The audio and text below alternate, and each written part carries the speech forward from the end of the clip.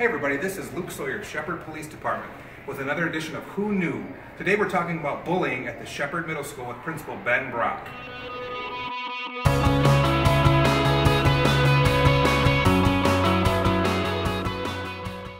Hey guys, Luke Sawyer, Shepherd Police Department. We are here at the Shepherd Middle School. I'm here with Principal Ben Brock. We're going to talk about bullying today, bullying in the schools. Just a quick disclaimer, there's no law against bullying. Okay, it might be wrong, it might be unjust, it might be in horrible, horrible taste.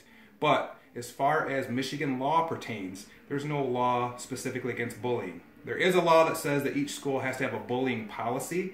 And so that's why we're here with Ben today. He's going to walk us through what the procedure is at Shepherd Middle School. This might not be the same procedure for all schools, but this is the one we have here at the middle school in Shepherd. So Ben, walk us through if I'm a kid who has a concern about bullying, somebody bullied me, or I think they bullied me, what's the procedure? What do we go through? Well, I'm happy to have the opportunity to chat with you about this. One of the first things that we do is we want to make sure all the students feel comfortable with coming to school personnel. And we have two assistant principals, and Mr. Hackney and Mr. Horn. Okay. And we also have myself in here as the principal. We have our forms that a child would fill out. Okay. And the form would be pretty simply, tell us what happened, okay, what's going on. They also check the box that says, are you in physical danger? That's a big one. We can get from reading these forms whether or not it's actually the beginning of bullying or if it's like an inappropriate relationship. Okay. Either way, we want to be able to help them to be able to learn how to have positive relationships with each other. That's a big part. It's a big thing in the middle school. Students ages 11 to 14 trying to find their niche, trying to find their way. But to learn how to have positive relationships, that's something that we really take pride in, that we have to make sure that we can do with our Blue Jays as they move on to the next level and they're able to be successful. So basically, this form, a student would come in here and they'd fill out whichever one. There's your form, there's Mr. Hackney's form, and there's Mr. Horn's form. So one of the three.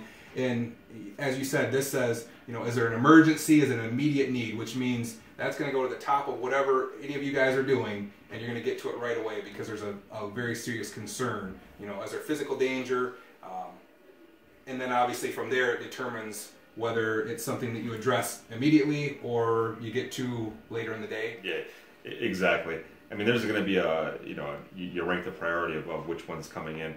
But once we see on there that it could be possibly harassment or bullying, we're going to do our investigation. Definitely. When we do our investigation, that's when we determine from this point if it's going to be us talking to students, okay, or if it's going to be a one-sided bullying kind of episode here. When that happens, we have a different form that's a little bit more formal.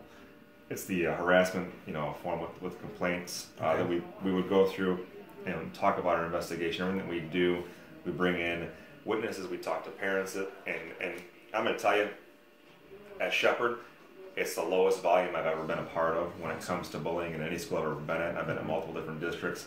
The biggest thing is communicating, and sometimes students do this without realizing what they're doing. They're trying to be funny, they're trying to gain attention of somebody else. Either way, it's an opportunity for us to know that a kid has a right to make a mistake and a right to make up for that mistake. So many times it's a positive experience when you do this. We've had very few times we've had to actually switch to then putting somebody on a bullying contract. Okay. Once that happens, then it results in suspension. Okay. So basically there's times where a student might have done something that was interpreted as bullying.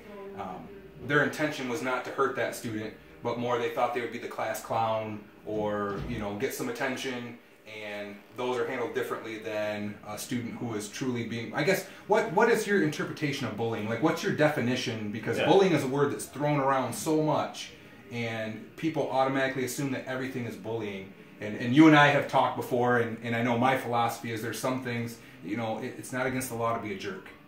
It's not against the law to have bad taste. We might want it to be, but there's certain things that we kind of have to let roll off our shoulders and just deal with life, because life isn't going to be fair in the middle school, it's not going to be fair in high school, not going to be fair in college, and in life, things aren't always fair. So what's your interpretation here of bullying? You really kind of break it down to two different things. You either have inappropriate or ineffective relationships, okay, and then you have harassment and bullying. Okay. What happens is we'll call a student in, and if a student's been accused of bullying, picking on somebody, or physically hurting somebody, poking at somebody, whatever it's going to be, we tell them, this is happening, we have witnesses, If this continues to happen, you'll be suspended, you'll be put on a bullying contract. You Okay. give a child an opportunity to behave in the correct way at school, to be successful. The positive behavior supports. That is that's the biggest difference. If it's one-sided, just coming from one student, many times we have students that come in and say they're being bullied, and then through the investigation you find out, well, they also were doing and saying things, whether it was at school or online, to kind of, fuel the fire, so to say. Gotcha. That makes sense. And as far as online things go, I mean, that's big right now. And I know that there's things that happen off campus that may pertain to our students, and it's very hard for the school system as a whole to take any action on things that happen off campus. Can you talk about that just real quick? And one of the things is that when it's off campus, that is a different deal, and we'll work with families and with students on that, and we have before. It is a completely different deal though when it occurs at our school. And sometimes those things, if they occur outside of school and it's brought into school, it could be a misuse of an electronic device. It might not even be the bullying or harassment. Because it's very challenging for us to be able to find out all the information when it comes to things such as Snapchat or Facebook or things that have been deleted off the internet.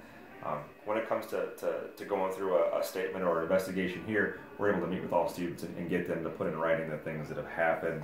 It's more cut and dry for us here at the school. Makes definite sense. And obviously I know that there's an order of how we take steps. Oftentimes we'll get calls at our office about people who are concerned with something that happened at the school, and often our first statement to them is, well, did you speak to the principal? Have you spoken to the teacher? Before you call the police. And so what would those steps look like? I mean, obviously if someone has a concern, you would prefer them to come to you first versus going to the superintendent's office or to a board meeting, which is definitely their right, but obviously if we can stop things at a lower level, then amping it up, probably helps. The great thing is we have fantastic students here, and they understand the policies, the procedures that we use right now, as a Blue Jay at Shepherd Middle School. They know the first thing that has to be done is to fill out the Mr. Horn, the Mr. Hackney, or the Mr. Brock form. They fill out that form, and then they're able to come in and meet with us. And then we go through that process. That's the very first thing that has to happen. Many times, I'm going to tell you, 9 out of 10 times, it can get resolved within 30 seconds of us talking to one more individual or just that person. So like a misunderstanding that we solve, and it's water under the bridge. Yes. So that would be the process that they would come in here first to us. And many times students might be nervous, and we'll have parents that'll call, and that's okay too. Give us a call in here if you're concerned or if you're worried what needs to happen. We can help out with that situation. We want them to feel comfortable coming in. At the same time, they know they can trust us, and that we can move forward and make sure that they have a great experience here. We want to make sure the kids feel like they're safe. We want to make sure the parents feel like their kid is safe here and that they're being heard, and that's a big part of our positive behavior supports here. Sure, and I love that from the standpoint so that as a parent, because obviously we know with our kids, not that we don't always get the whole story on purpose, but sometimes they're kids and they forget about it just like adults forget. So if they have a concern and a parent wants clarification, they can definitely call and speak to you or set up a meeting to come in and just get everything all hashed out so they know that we're all on the same page. Exactly. And we know one thing for sure. With all these, we never even as kids told our parents the 100% true story. So we want to make sure that when they come to us, they feel comfortable enough to be able to give us the entire story so we can move forward and help out all the students who are involved. Like I said, 9 out of 10 cases, it's ineffective relationships as opposed to harassment and bullying. But when it is bullying, we take it very seriously, and we make sure that the student understands that that's not tolerated here. Definitely. And I think as we wrap up, I think just the main thing is it's communication. Communication is a very important thing, and so you need to be aware of what your kids are doing, and if you have questions about it, by all means, call administration here at the school level and ask them, or call their teacher and ask them what's going on. I can say, first and foremost, this is an incredible district. I'm proud to be a Blue Jay, and Ben, we want to thank you for your time. Thank you very much. Yeah, take care.